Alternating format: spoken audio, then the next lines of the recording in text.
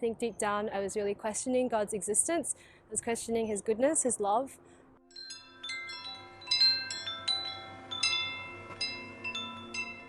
I always have to ask myself, what even is a Christian? Like, what does it mean when we call ourselves Christian? Because I would say for my whole life, I have called myself a Christian. I grew up going to church since the age of 4, loved Sunday school, loved like this choir that I was part of in Sunday school, grew up serving in youth groups, worship leading.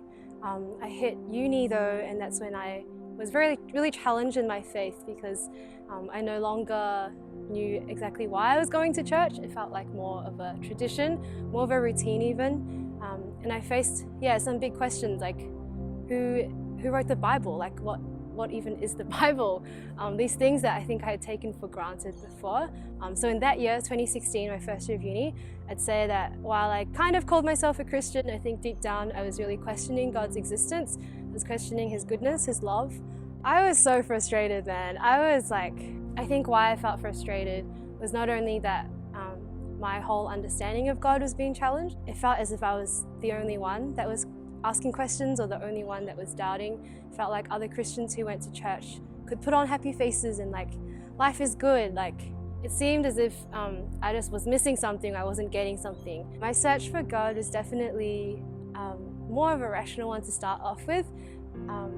I had this fear that if I kind of let go of my intellect in faith and in searching for truth, I would just get brainwashed. I remember thinking that prayer was just a placebo effect, that you just start to feel better and maybe you even start to see things change because you put your hope in something.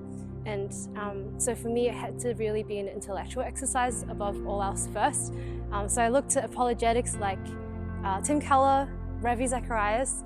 There are definitely a lot of arguments that I had that answered my questions to do with the reliability of the Bible, like manuscripts that were found, just the fact that the Bible as a historical text is really infallible, like there haven't actually been faults that have been found.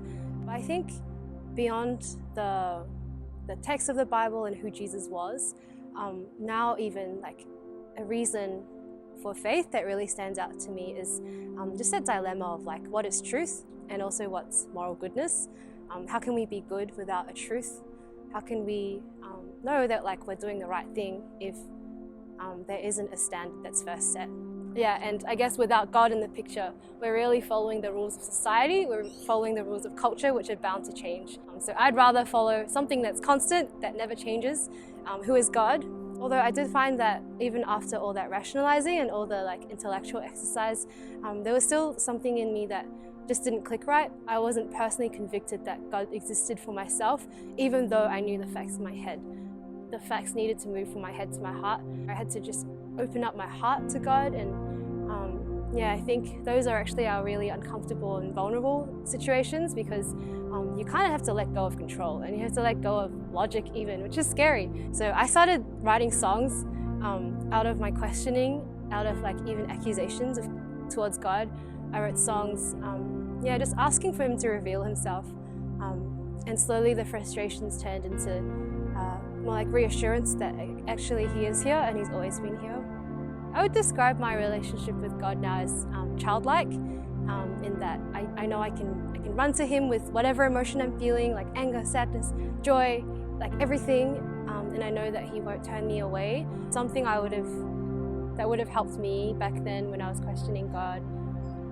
And I guess even now in my struggles, my challenge for you if you're struggling with similar doubts or questions is to actually ask God directly, rather than going around the bush, beating around the bush, finding like any source that you can, actually going to Him and saying, God, if you exist, I need you to speak to me. If you exist, I need you to show up now. I think you'd be surprised at what you might find.